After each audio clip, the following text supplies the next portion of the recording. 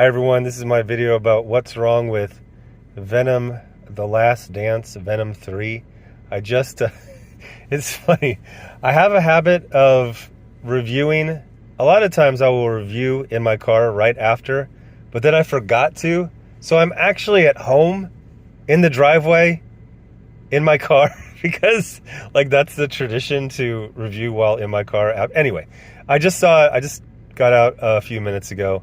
And I liked it. I liked it a lot. Of the three movies, I would say I like this one second most. The first one is surprisingly good. It's just a good, solid movie. Not great, good. The second one, which I actually just saw just a few months ago, a few good scenes, a few good moments, but kind of junky. And this one was good. A little weird, uneven, but it was good. So this one, we're continuing from the end of the last movie where Eddie and Venom are on vacation, but then they switched him to a different timeline. They already got switched to a different timeline. Now they get switched to a third, I believe, because this movie really requires aliens to be secret and exciting, and if you are in a timeline where everyone knows about Thanos and, Earth has been invaded. So they went to more of a side universe where it was just kind of normal. So Null, the King in Black that Donny Cates invented, sends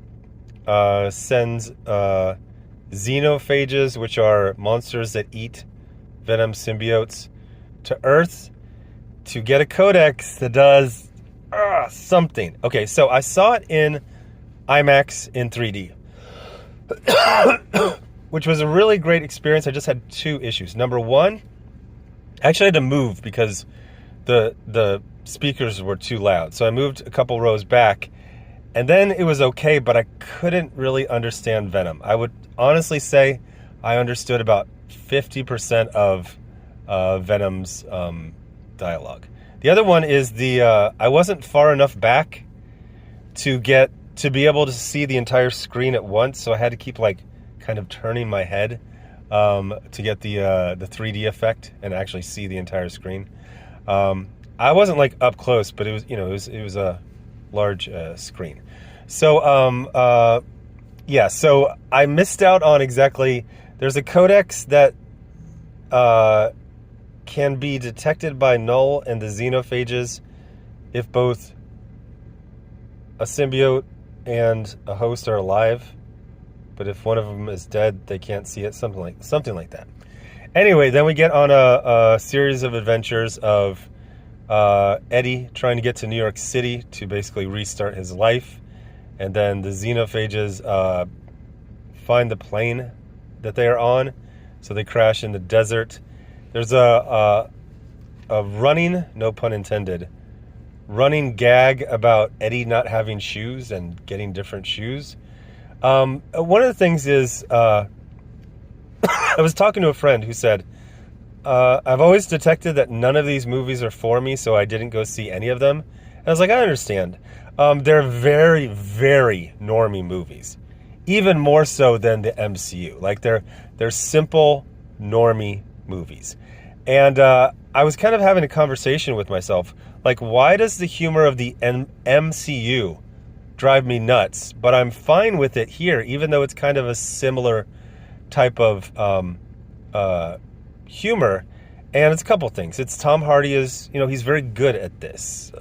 He's likable. The other thing is that a lot of the times with MCU movies, it's two things. It's either a really good director effectively slumming and saying oh, these are for normies, so I'm really going to dumb them down, or it's a diversity hire who doesn't deserve the job at all, and they're just oh, I think these are for normal people, so they like these dumb pop culture jokes, so we will put those in. I feel like the Venom movies are made by normies for normies.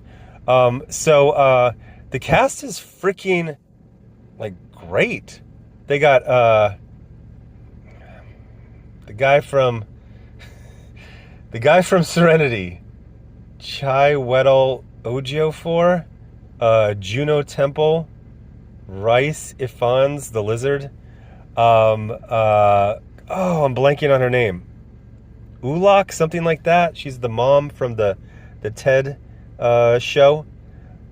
Just a really great, like, stacked cast. There was actually a lot of weird things, but it was generally quite good. There's a hippie family in there, but it's like a 1970s hippie family. Like, they don't have hippies like that anymore. And then even when they used to put like hippies in movies, they would usually just get like I'm stumbling over my words. They would just get like a generic handsome actor and then have him wear a wig or grow his hair long. But the hippie dad is really seedy looking. And like, I remember the 70s. That's what hippies actually looked like. He's not like a Hollywood hippie. He's like a real hippie. And it's like, it's 2024. You have like a hippie family in a van. Oh, okay. It's an alternate dimension, whatever. Parallel timeline. But, that was kind of fun. It's dumb, you know, it's kind of a fun, they're all fun, dumb movies. This one was different because, you know, they're outside of San Francisco. But it's good. There was a couple of things that bothered me. At the beginning, it feels like, you know how later in the Iron Man and the Avengers movie, like, Robert Downey Jr. just wanted to be himself all the time. So, like, if he was in the Iron Man armor, he would land and instantly, like, the armor would disassemble so it could be him. Or even in the later, like, Tobey Maguire, like, he was constantly taking his mask off. So a lot of, especially at the beginning, there were scenes where Eddie should have been fully, like, venomed up, but he was just like, I will call it minimally venomed, to the point where it's like, okay, he doesn't want to wear one of those suits with all the dots on him so they can put the 3D special effects on top of them. But it's like, I feel like this situation, like, he's fighting these guys who do dog fights, make dogs fight over each other, and people bet.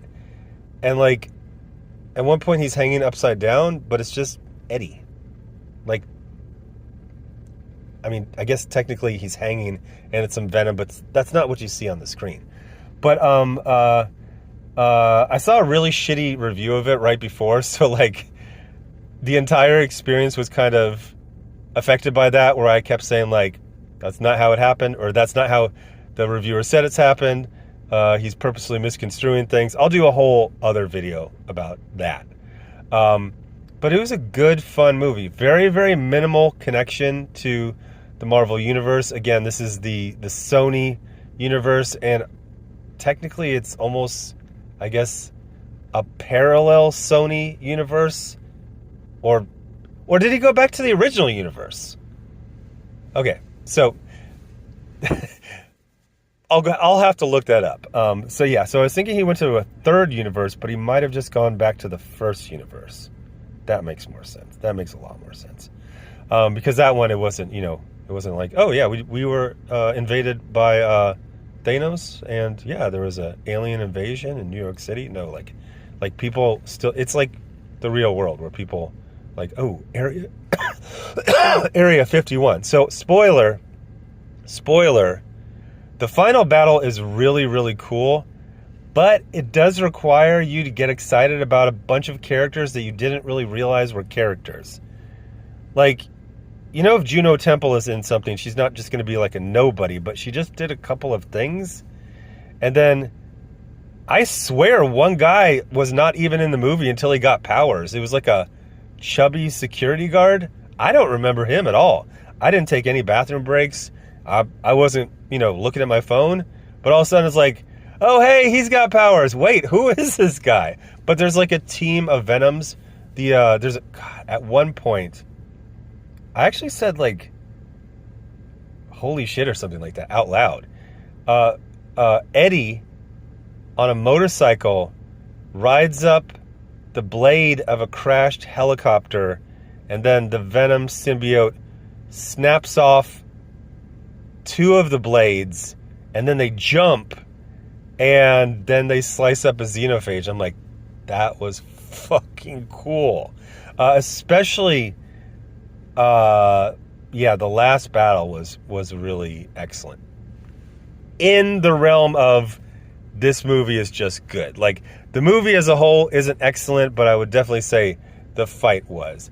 At the end, spoiler again, the Venom symbiote sacrifices itself in a very heroic way. Now, I thought, I was walking out, and I was like, oh, well, there was a scene earlier where there was a bit of the symbiote that was like on a coin, so they're going to use that to regenerate him. But then I remembered that they captured that coin and the little symbiote, and I think maybe it's still in the lab, which I think exploded. There was a giant explosion, although I don't think it was clear that it went all the way down to like the hidden headquarters underneath.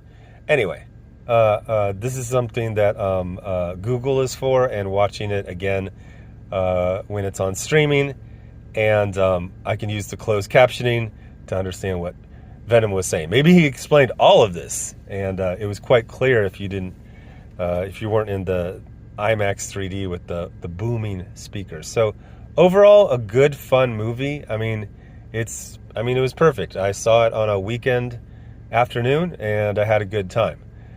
So that's it. I forget how I end videos on this channel. Do I just say like bye, or do I give like a recommend? Yeah, it's a recommend. It's go see it. The 3D was pretty good. In some places, it had that. Well, there was this toy in the 70s called Viewmaster, and it would do some of them were 3D, but it would just be like flat in the foreground, and then something flat in the middle ground, and something flat in the background. There was some of the 3D that looked like that, but some of the 3D was quite good. In fact, some of it, there were like people in the foreground that were out of focus in 3D, and I actually thought that somebody in the row in front of me was like getting up and like blocking the screen, and then I lifted up my glasses. I was like, oh, that's interesting. I never thought what out of focus foreground would look like in 3D. But yeah, it was good. The crowd seemed to like it. A couple of good jokes. Maybe that's what I like. That it is MCU humor, but it's a reasonable amount of it. It's not just constant, like every 10, 20, 30 seconds. Like, there will be whole minutes where, I mean, a lot of it's just kind of like Eddie just kind of bumbling around. Like, a lot of the humor is just that. Yeah, I liked it. Had fun. Go check it out. Go to a theater. Enjoy the movie-going experience. Thanks for watching. Bye.